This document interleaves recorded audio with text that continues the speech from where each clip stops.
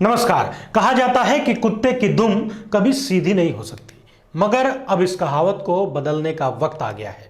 जी हाँ, मैं सच कह रहा हूं। अब समय आ गया है कि कुत्तों को इस बेइज्जती से निजात दिलाई जाए, क्योंकि उनकी दुम से भी ज्यादा बेहया इंसान हो गए हैं, जो हर दिन बेइज्जत होने के बाद भी, सब कुछ जानते हुए भी सुधरने का नाम नहीं लेते।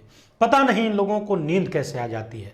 वैसे बड़े चैन से सोते होंगे, क्योंकि इनको मालूम है सैया भय कोतवाल तो डर काहेगा। जी हाँ, आप में से ज़्यादातर लोग समझ गए होंगे कि मैं किन की बात कर रहा हूँ। मैं बात कर रहा हूँ गोदी मीडिया की। एक बार फिर से भरे मंच पर सरेआम गोदी मीडिया बेइज्जत हुई है, मगर बेशर्मी की इंतहा देखिए। दांत चियारते हुए हर बेइज्जती को घोंट जाते हैं। केजरीवाल ने आज तक के मंच पर अंजना ओम कश्यप को सरेआम बुरी तरह से बेइज्जत कर दिया, और केजरीवाल ने कुछ किया नहीं, वो तो बस हो गया। इसके बाद एक और वीडियो देखिएगा, जिसमें राघव चड्ढा, ये भी आम आदमी पार्टी के नेता हैं और आज तक की ही एक महिला एंकर हैं। ये मैडम भी शर्म से पानी पानी हो जाती हैं, मगर फिर भी क्या करें, दांत चियारना मजबूरी है। मैं आपको गोदी मीडिया के कुछ क्लिप दिखाने वाला हूं। वैसे माफ करिएगा, क्लिप दिखा नहीं सकता, आपको एहसास करा दूंगा, उनकी बातें सुना दूंगा, आवाज़ सुना दूंगा, तस्वीरें दिखा दूंगा, क्योंकि वीडियो लगा दिया तो ये गोदी मीडिया और इनके समर्थक स्ट्राइक मार देते हैं। मगर इनके गिरने का स्तर समझने के लिए इनकी आवाज़ ही बहुत है, क्योंकि आपको पता है कि ये सब कहाँ गिर चुके हैं।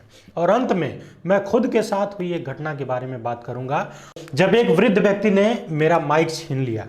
वीडियो शुरू करने से पहले आपसे अनुरोध है कि हम कोई बहुत बड़ा संस्थान नहीं है, हमें आपके साथ की ज़रूरत है। यदि हमारा काम आपको पसंद आता है तो ज़्यादा से ज़्यादा लोगों तक पहुंचाया करिए, ताकि देश को गोदी मीडिया के जहर से बचाया जा सके। यदि आप हमें मजबूत करना चाहते हैं तो नीचे स्टार के बटन पर हमारी मदद कर सकते हैं। हमारे देश में गोदी मीडिया का मालिक बदलना चाहिए। धन्ना सेठों की जगह, नेताओं की जगह मीडिया जनता के हाथ में जब तक नहीं जाएगा, देश का बेड़ा गर्क ऐसे ही होता रहेगा। ऐसे ही गोदी मीडिया किसी बेटी की हत्या पर बलात्कार में धर्म ढूंढेगा, और गुजरात जैसी कोई सरकार बलात्कारियों और हत्यारों को रिहा करके माला पहनाएगी। अब ध्यान लगाकर आनंद लेते हुए सुनिए। आपके करीबियों तक लेकिन पहुंच गए, सत्येंद्र जैन से होते हुए मनीष सिसोदिया। अच्छा, चलिए मैं आपको चैलेंज शराब करता हूं। घोटाले। हाँ। सत्येंद्र जैन का आरोप के ऊपर आरोप क्या है? 6 महीने से जेल में है, उसके ऊपर आरोप क्या? आप तो इतने सीनियर पत्रकार है, सब पता है आपको। नहीं, पर कोर्ट में उन्हें बेल भी नहीं मिल रही है ना अभी तक। आरोप क्या है? आरोप क्या है? आरोप क्या है? उसने क्या घोटाला किया? क्या घोटाला किया? किसी को नहीं पता। मैं ओपन कर दीजिए, इतनी ऑडियंस बैठी है, माइक दे दीजिए किसी को, कोई ये बता दे कि सत्येंद्र जैन ने घोटाला क्या किया, वो जेल क्यों गया है। मैं बताता हूं आपको जेल क्यों गया है। इन्होंने कलकत्ते से 2 हवाला डीलर्स को पकड़ा। उन हवाला डीलर्स ने हजारों लोगों को एंट्री दे रखी थी, हवाला का काम कर रखा था। उनकी गर्दन मरोड़ी और उनको कहा सत्येंद्र जैन का नाम लो। उन्होंने सत्येंद्र जैन का नाम ले लिया, झूठा। उस बेसिस पे सत्येंद्र जैन को गिरफ्तार कर लिया।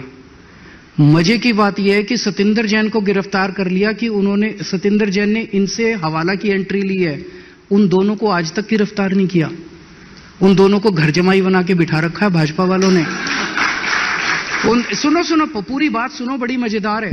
ये भ्रष्टाचार की आपने बात की है, बड़ी मजेदार बात है ये।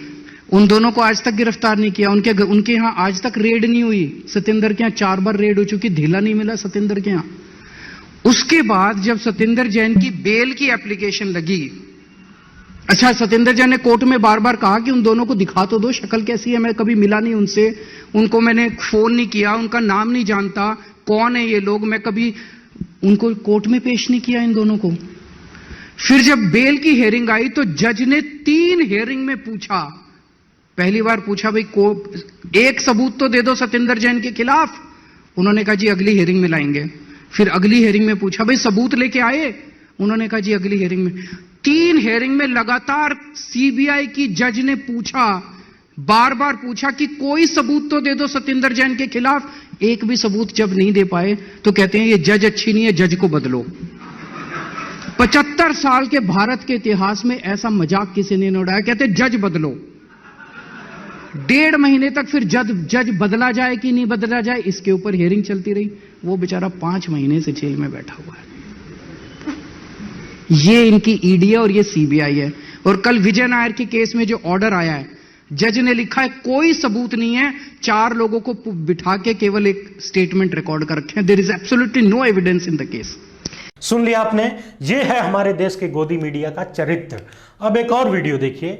एक बार फिर से आम आदमी पार्टी के ही एक नेता ने गोदी मीडिया को सरेआम बेइज्जत कर दिया, लेकिन वो गोदी मीडिया ही क्या जो बेइज्जत होने से डर जाए। बात करते हैं अरविंद केजरीवाल जी। मुझे पता है क्योंकि मैं रिपोर्ट कर रही थी तब, वो एक टोकरी भर कोयला ले गए थे जो कोल मंत्री थे उस वक्त उनके घर पे, और फेंका था और इस्तीफा मांगा था। कुछ नहीं निकला है, सब बाइज्जत बरी हुए हैं कोल स्कैम में। आरोप तो लगाए थे ना, इस्तीफा मांगा था ना आपने भी। शराब घोटाले पे जो हमारे ऊपर आरोप लगाए जा रहे हैं वो क्या हैं, आप बताएं। मैं समझना चाहता हूं, मुझे तो समझ में नहीं आया क्या क्या घोटाला है दिल्ली के शराब घोटाले में। देखिए मतलब किस लाइन से बताएं, जो आप जिसपे विजय बताएं। नायर जिनको ईडी ने अभी कर दिया है, या मनीष आप सिसोदिया। घोटाला क्या है, अरेस्ट क्या हुआ या किसको अरेस्ट करेंगे वो छोड़िए, क्या घोटाला है। घोटाला तो देखिए वो प्रूव करने पर है। नहीं, घोटाला क्या है, what is the scam, what is the essence. Corruption है। कैसे करप्शन है बताइए। कोल घोटाले में तो पता था कि क्या करप्शन है, पर वो ये तो निकला ही नहीं ना। वो तो क्रिमिनल जस्टिस सिस्टम भारत का कैसे चला उस पर मैं नहीं जा रहा। कोल घोटाला क्या था या स्पेक्ट्रम घोटाला क्या था, आपको पता है, मुझे पता है, हम एक वाक्य में बता सकते हैं। हाँ। शराब घोटाला क्या है आप मुझे बताइए। ये जो भाजपा रोज चिल्लाती है अपनी जो छत पे चढ़ एलिगेशन के, है, जो एलिगेशन क्या है, क्या जो घोटाला, एलिगेशन कोई है घोटाला कि- नहीं है। आज आप आपने भारतीय पैसे बनाए हैं, वो पैसे बनाना घोटाले, कैसे पैसे बनाए, क्या जो घोटाला आपका है। प्रोजेक्शन था उससे कम आपने पैसे बनाए हैं। वो जो पूरा रेवेन्यू तो इंक्रीज हो गया, रेवेन्यू। रेवेन्यू तो इंक्रीज हो गया दिल्ली देखिए सरकार ये का। डिबेट अलग है। अगर हम मैं लिकर स्कैम पे आ गए तो गुजरात आपको पे है। आपको हाँ। यही कहना चाह रहा हूं Preeti ji, and I rest my case. आप इतनी प्रसिद्ध, इतनी जानी मानी और सूझवान पत्रकार हैं, आपको और सिर्फ आपको नहीं, आप किसी भी पत्रकार से पूछिए कि घोटाला क्या है, कोई नहीं बता पाएगा। और बीजेपी के नेताओं से पूछिए क्या घोटाला है, वो भी नहीं बता पाएंगे।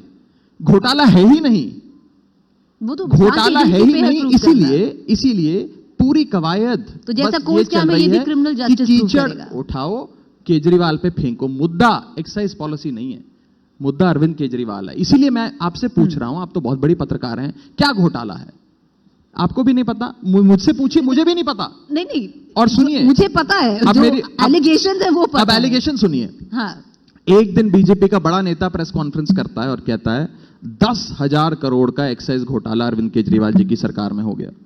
उसके अगले दिन भारतीय जनता पार्टी के प्रदेश अध्यक्ष प्रेस कॉन्फ्रेंस कर कहते हैं 6,000 करोड़ का घोटाला कर दिया एक्साइज पॉलिसी में आम आदमी पार्टी ने। भारतीय जनता पार्टी के 2 सांसद उसके अगले दिन प्रेस कॉन्फ्रेंस कर कहते हैं 650 करोड़ का घोटाला आम आदमी पार्टी ने कर दिया एक्साइज पॉलिसी में। जो एफआईआर, फर्जी एफआईआर हमारे खिलाफ इन्होंने दर्ज करी, उसमें लिखा 1 करोड़ रुपए का घोटाला किया। अभी एजेंसियों को, भाजपा को यही नहीं पता कि घोटाला अगर ये कहते हैं, वो जांच अरे भाई एजेंसी को prove सोच करना है। समझ के आरोप लगाइए, सोच समझ के बयान दीजिए। सवाल इस वही था। पूरी कवायद में बीजेपी की जो बची कुची क्रेडिबिलिटी थी, विश्वसनीयता थी, वो भी पूरी तरीके से तो राघव समाप्त जी हो गई। सवाल वही था कि जैसे कोल घोटाले पे भी बहुत सारे आरोप लगे थे, वो बेबुनियाद पाए गए। तो मोटे मोटे तौर पर मैं भारतीय जनता पार्टी से आज इस मंच के माध्यम से पूछना चाहता हूं कि अरविंद केजरीवाल जी ने एक इकोनॉमिक अपलिफ्टमेंट का मॉडल दिया, आपने क्या दिया? मैं जब अपनी सभाओं में प्रीति जी लोगों से बात करता हूं, आपने एक डायलॉग का जिक्र किया, मैं उस डायलॉग के अलावा भी 3-4 बातें रखता हूं और मैं ये कहता हूं कि आज गुजरात के मतदाता के पास 2 ऑप्शंस हैं। एक है अरविंद केजरीवाल जी का 30,000 रुपए हर महीने का डायरेक्ट फायदा हर गुजरात के परिवार के लिए। बिजली मुफ्त हो जाएगी, 4,000 रुपए बचेंगे। इलाज सबका मुफ्त हो जाएगा, 7,000 रुपए बचेंगे। बेरोजगारी भत्ता आएगा, 10,000 रुपए मिलेंगे। महिलाओं को आर्थिक सपोर्ट मिलता है, घर में 3 महिलाएं हैं तो 3,000 रुपए मिलेंगे। ऐसे करके जब आप जमा करते हैं और जो और भी 3-4 गारंटीज हैं, तो 30,000 रुपए की महीने की बचत हर घर की अरविंद केजरीवाल जी करा रहे हैं। ये अरविंद केजरीवाल जी का 30,000 रुपीज का पैकेज है। दूसरी तरफ बीजेपी का 30,000 करोड़ का पैकेज है, लेकिन यह पैकेज गुजरात की जनता के लिए नहीं है। यह पैकेज ठेकेदारों के लिए है, उद्योगपतियों के लिए है, कॉन्ट्रैक्टरों के लिए है। लोगों को चुनना है कि अरविंद केजरीवाल जी का डायरेक्ट फायदे वाला 30,000 का पैकेज चाहिए या 30,000 करोड़ का भाजपा का थोड़ा पैकेज चाहिए। पैकेज जरा सोचिए, इतने बड़े बड़े मंचों पर बैठकर ये महिला एंकराएं धड़ल्ले से कोई भी आरोप लगा देती हैं, सवाल पूछती हैं, लेकिन जब इनसे सवाल पूछ लिया जाए कि आरोप क्या है तो इनको कुछ मालूम ही नहीं।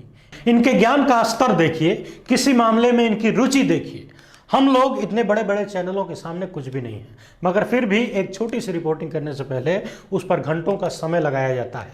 कोशिश होती है कि कोई गलती ना हो जाए, लोगों को आसान भाषा में और कम शब्दों में सूचना दी जा सके। मगर गोदी मीडिया के ये लपटझंडिस ये तो बस बैठ जाते हैं, क्योंकि इनको मालूम है कि इन्हें पैसा बेइज्जत होने के लिए ही मिलता है। अब मैं आपको खुद के साथ हुई एक घटना बताता हूं।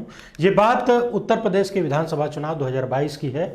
उत्तर प्रदेश में हम लोग वाराणसी के शहर दक्षिणी क्षेत्र में काशी विश्वनाथ कॉरिडोर जो बना है वहां पर पहुंचे थे। वहां दुकानदारों और पुजारियों से बातचीत चल रही थी। तभी एक बुजुर्ग पुजारी आए और मेरा माइक पकड़कर मेरे हाथों से छीन लिया और अपने मुंह पर लगा लिया और बोला कि बहुत सवाल कर लिए, अब मैं सवाल पूछूंगा। वो बुजुर्ग काफी गुस्से में थे, इतना गुस्सा कि हाथ उनका कांप रहा था माइक पकड़े हुए। ऐसा लग रहा था कि कहीं माइक छीनकर वो मुझे मार ही न दें। मैंने धैर्य बनाए रखा और उनसे पूछा, उनसे कहा कि कहिए क्या पूछना चाहते हैं आप। उस बुजुर्ग ने मुझ पर जो आरोप लगाए और जो बातें कही वो शायद मैं उम्र भर भूल नहीं पाऊंगा।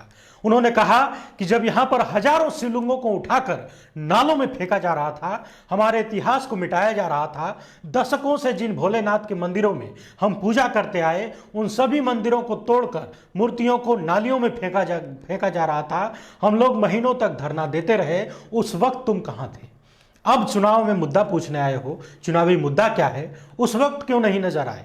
इसके साथ ही उस बुजुर्ग ने कहा कि इस देश को बर्बाद करने में सबसे बड़ा हाथ तुम लोगों का है, मीडिया वालों का है। तुम लोग बिके हुए हो और भाजपा से पैसा खाकर जिंदा हो। शर्म करो, अपना देश बेच रहे हो। यूं समझ लीजिए मेरे पैरों तले जमीन खिसक गई। मैं यही सोच रहा था कि मैंने तो ऐसा कुछ भी नहीं कहा। मैं तो खुद ही गोदी मीडिया को आए दिन लताड़ लगाते रहता हूं, हालांकि उन पर कोई असर नहीं होता हम जैसे लोगों की बातों का। मगर उस बुजुर्ग का गुस्सा भी जायज था, क्योंकि गोदी मीडिया जो कर रहा है उसके साथ इससे भी बुरा होना चाहिए। तभी वहाँ मौजूद कुछ लोगों ने YouTube पर मेरा चैनल खोला और वीडियो देखना शुरू किया। कुछ ही देर में वो लोग समझ गए कि मैं गोदी मीडिया का हिस्सा नहीं हूँ। उस बुजुर्ग से बैठकर मैंने कम से कम आधे घंटे तक बातचीत की।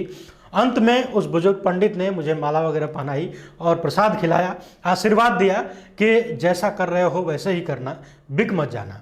मैं ये नहीं कह रहा कि मैं बहुत बड़ा काम कर रहा हूँ, मैं बहुत छोटा आदमी हूँ, मगर मैं जिंदा हूँ और मुझे अपने आसपास हो रही घटनाओं से फर्क पड़ता है।